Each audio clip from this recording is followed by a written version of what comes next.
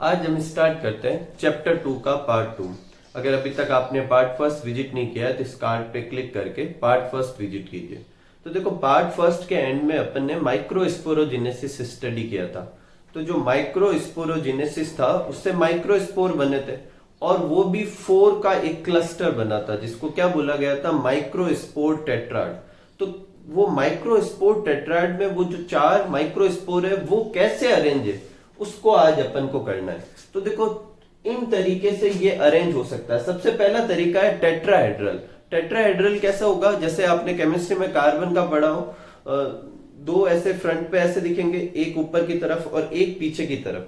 तो फ्रंट से देखने पर कितने माइक्रोस्पोर दिखेंगे, सिर्फ 3। एक ऊपर वाला, 2 ये पीछे वाला छुप जाएगा। तो ये कुछ ऐसा डायग्राम बनेगा शो करने के लिए कि भाई ये टेट्राहेड्रल है और इसमें सिर्फ 3 ही विजिबल होंगे, चौथा का होगा पीछे की तरफ। मोस्ट ऑफ द डाइकोट में इस तरीके का अरेंजमेंट होता है।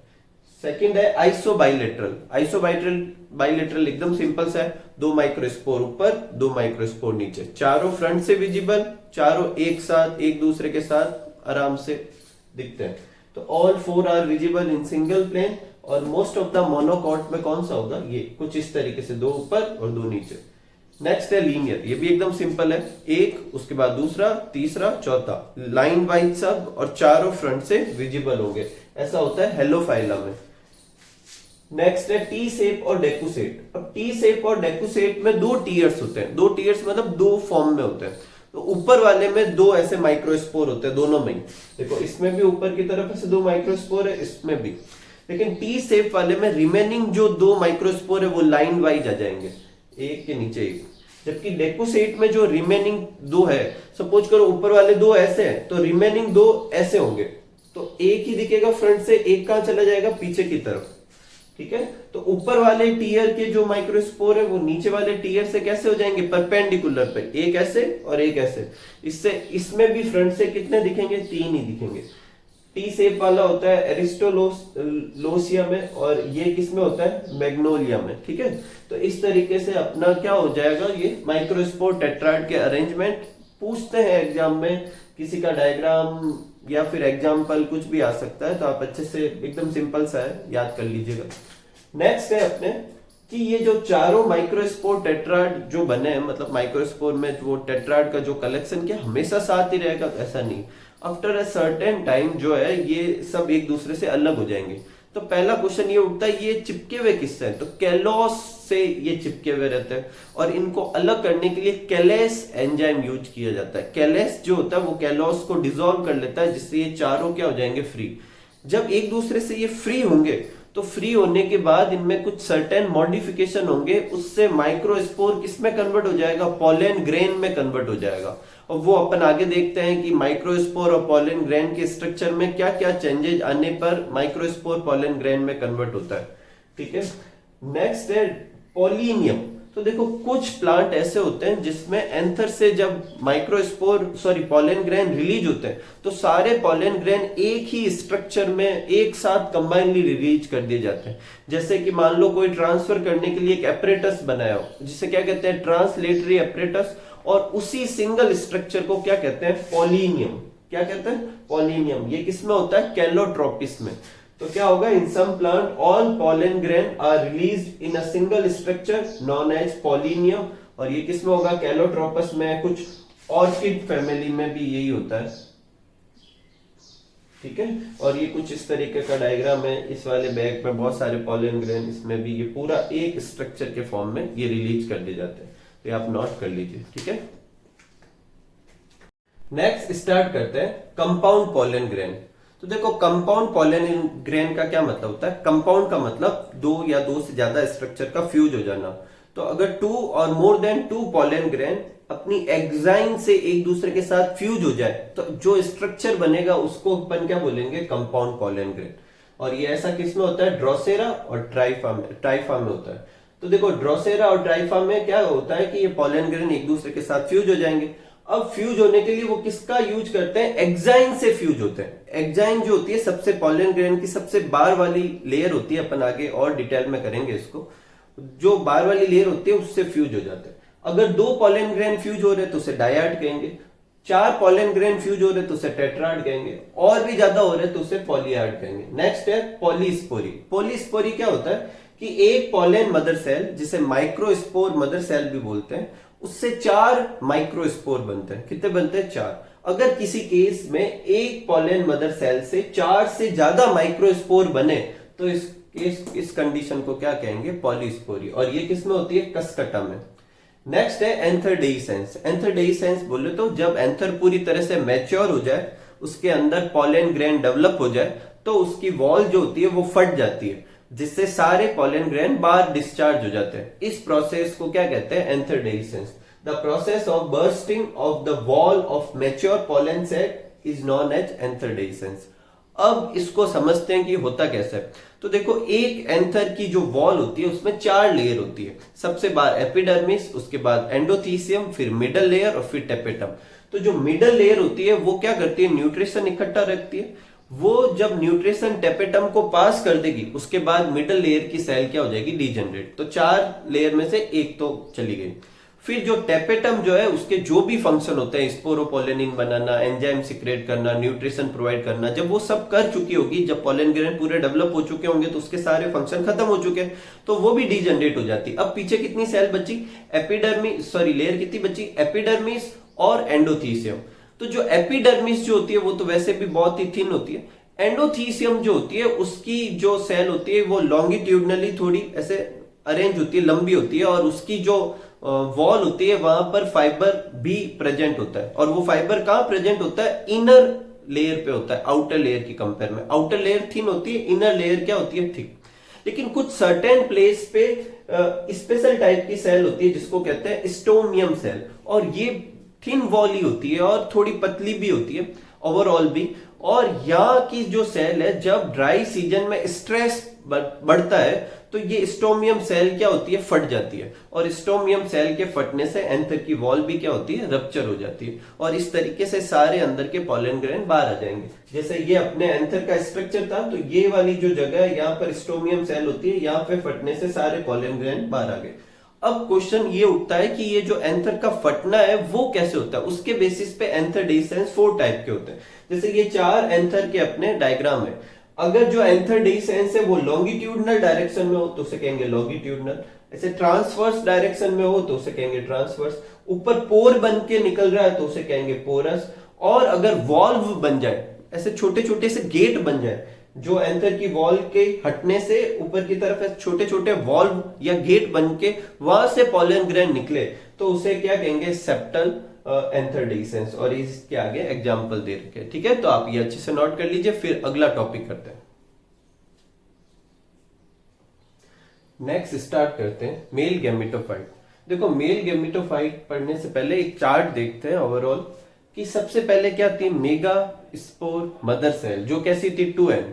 उस मेगा स्पोर मदर सेल से मियोसिस से क्या बने थे? माइक्रोस्पोर। यहां से अपना मेल गैमेटोफाइट स्टार्ट होता है। माइक्रोस्पोर जो होती है वो फर्स्ट सेल होती है किसकी? मेल गैमेटोफाइट की। और माइक्रोस्पोर से फिर पॉलन ग्रेन बनते हैं। पॉलन ग्रेन से जो इनिशियल में 1 सेल का होता है, उसके बाद वो 2 सेल्ड हो जाता है, और उस 2 सेल पॉलन ग्रेन से फिर 3 सेल्ड या 3 न्यूक्लियाई कंटेनिंग पॉलन ग्रेन बनता है, जिसमें साथ में थोड़ी सी पॉलन ट्यूब भी निकली हुई रहती है। ये मैच्योर्ड मेल गैमेटोफाइट होता है। तो यहां तक का अपना डेवलपमेंट क्या कहलाएगा? Development of male gametophyte. तो स्टार्ट करते हैं। देखो, ये सबसे पहले माइक्रोस्पोर है, जो कैसी थी? हैप्लॉइड। इसके ऊपर यूबिस बॉडी का डिपोजिशन हो जाता है और बाहर एक्साइन बन जाती है, जिसको अब ये स्ट्रक्चर क्या कहला सकता है? Pollen grain. इसमें जो अंदर वाली लेयर है उसको कहेंगे इंटाइन, बाहर वाली को क्या कहेंगे? एक्साइन। बीच बीच में जहां पर ये एक्साइन कम है उसको अपन क्या कहेंगे? जर्म पोर। ठीक है, जनरली 3 जर्म पोर होता है किसमें? डाइकोट में। फिर नेक्स्ट क्या होगा? ये जो वैक्यूल फॉर्मेशन से ये जो न्यूक्लियस होगा वो पेरिफेरल वाले एरिया की तरफ चला जाएगा, बाउंड्री की तरफ चला जाएगा। फिर इसमें माइटोसिस होगा। याद रखना, ये कौन सा डिवीजन है? माइटोसिस। अब मियोसिस नहीं होगा, मियोसिस पहले हो गया। तो माइटोसिस होगा, जिससे 2 न्यूक्लियस बनेंगे। एक छोटा और स्मॉल न्यूक्लियस होगा जो कौन सा कहलाएगा? Generative nucleus. एक लार्ज न्यूक्लियस होगा जो क्या कहलाएगा? Vegetative nucleus. फिर इन दोनों के बीच में मिडल लेमिला बन जाएगी, जिससे 2 सेल हो जाएगी, जनरेटिव सेल और वेजिटेटिव सेल। अब ये दो सेल जो पोलन ग्रेन था, जो दो सेल का था, इस स्टेज में पॉलिनेशन होता है ज्यादातर एंजियोस्पर्म में, करीब 60% प्लांट में इसी स्टेज में होता है। इसके अलावा जो रिमेनिंग 40% है उनमें 3 सेल्ड स्टेज में होता है, उसमें जनरेटिव सेल भी 2 सेल में और डिवाइड हो जाती है, और फिर 3 सेल स्टेज में उनमें क्या होता है पॉलिनेशन। तो अभी तक का ये डेवलपमेंट माइक्रोस्पोर से 2 सेल्ड जो पोलन ग्रेन था, वो जो स्टेज थी वो 60% प्लांट में जो होता है वो किस में होती है, पोलन सैक में। तो इसलिए यहां तक का डेवलपमेंट क्या कह सकते हैं, डेवलपमेंट बिफोर पॉलिनेशन। ठीक है, तो फिर आगे कंटिन्यू करते हैं। एक बार जब ये वाली स्टेज कहां चली जाएगी, पॉलिनेशन के बाद स्टिग्मा पर, जो फीमेल का ऊपर वाला लैंडिंग प्लेटफॉर्म होता है जिसको क्या कहते हैं स्टिग्मा, वहां स्टिग्मा पे चली जाएगी। उसके बाद ये जनरेटिव सेल जो होती है वो बाउंड्री से हटने लगती है और बीच में आ जाती है, और फ्री फॉर्म में क्या करने लगती है, फ्लोट करने लगती है। ठीक है, किसके अंदर, वेजिटेटिव सेल के अंदर। ये पूरी वेजिटेटिव सेल है और उसके अंदर जनरेटिव सेल क्या कर रही है, फ्लोट कर रही है। इस जनरेटिव सेल के शेप में भी बहुत सारे चेंजेस आते हैं। अब इसके बाद में क्या होगा कि ये जो इंटाइन जो है वो स्टिग्मा के ऊपर न्यूट्रिशन वगैरह एब्जॉर्ब करने से फूल के जर्म पोर से बाहर आकर क्या बना लेता है, पोलन ट्यूब बना लेता है। और ये ट्यूब, ये जो वेजिटेटिव न्यूक्लियस है जो इस पोलन ट्यूब के अंदर चला जाता है, और वेजिटेटिव जो न्यूक्लियस है जब पोलन ट्यूब के अंदर चला जाएगा तो उसे क्या कहेंगे, ट्यूब न्यूक्लियाई। क्या कहेंगे, ट्यूब न्यूक्लियाई। तो vegetative nuclei, tube nuclei same ही है। इसे ट्यूब न्यूक्लियाई इसलिए कहते हैं कि अब आगे की जो ये पोलन ट्यूब की ग्रोथ होगी वो कौन हैंडल करेगा, ये ट्यूब न्यूक्लियाई हैंडल करेगा। उसके बाद जो ये पीछे की जो जनरेटिव सेल जो है, वो जनरेटिव सेल यहाँ पर जैसे ही एंटर करने वाली होती है तो वो माइटोसिस से डिवाइड होती है। किससे डिवाइड होती है, अगेन माइटोसिस। पहले भी एक बार माइटोसिस हुआ, ये दूसरी बार माइटोसिस। और माइटोसिस से 2 मेल गैमिट बनते हैं। क्या बनते हैं, 2 मेल गैमिट, जिसे मेल न्यूक्लियाई भी बोल सकते हैं।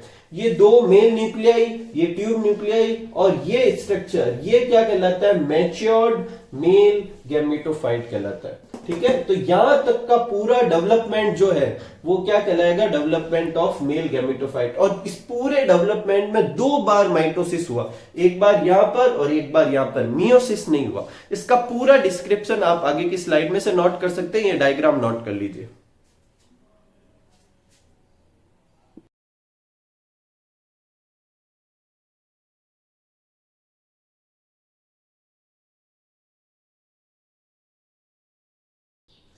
अगला देखते हैं अपन स्ट्रक्चर ऑफ पोलन ग्रेन। तो देखो एकदम सिंपल सा है पोलन ग्रेन का स्ट्रक्चर। पोलन ग्रेन के स्ट्रक्चर में एक तो 2 लेयर का डिस्क्रिप्शन देना है कि पोलन ग्रेन के चारों तरफ कितनी लेयर होती है, 2 लेयर होती है, और उसके अंदर जो 2 सेल है उनका डिस्क्रिप्शन लिखना है, और पोलन ग्रेन खुद क्या है उसके बारे में लिखना है। इस तरीके से पोलन ग्रेन का डिस्क्रिप्शन देना है। तो पोलन ग्रेन जो बेसिकली है वो क्या है, हैप्लॉइड एन है स्ट्रक्चर, सर्कुलर स्ट्रक्चर है। एक चीज हमेशा याद रखें, पोलन ग्रेन गैमिट नहीं है, पोलन ग्रेन गैमिटोफाइट है।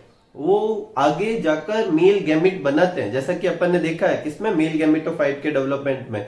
लास्ट में जो जनरेटिव सेल थी उसने 2 मेल गैमिट बनाए थे। तो pollen grain is haploid circular structure, it represent male gametophyte. ये इंपॉर्टेंट लाइन है। It is surrounded by 2 layer, exine और इंटाइन। अब एक्साइन क्या है, एक्साइन जो होती है वो बाहर वाली लेयर है। It is outer layer composed of sporopollenin. ये किसकी बनी होती है, स्पोरोपोलिनिन की। It is most resistance organic material. ये सबसे ज्यादा रेजिस्टेंस शो करने वाला ऑर्गेनिक मटेरियल है। इस पे base, acid, water, temperature, pressure, इनका किसी का कोई असर नहीं होता, जिससे पोलन ग्रेन जो है वो लंबे समय तक क्या कर सकते हैं, सर्वाइव कर सकते हैं इन अनफेवरेबल कंडीशन। ठीक है, और इसी स्पोरोपोलिनिन की वजह से पोलन ग्रेन के फॉसिल भी मिलते हैं। ठीक है, तो अगर पूछे पोलन ग्रेन में ऐसा कौन सा सब्सटेंस है जिसकी वजह से उसके फॉसिल्स भी मिल सकते हैं, तो वो कौन सा होता है, स्पोरोपोलिनिन।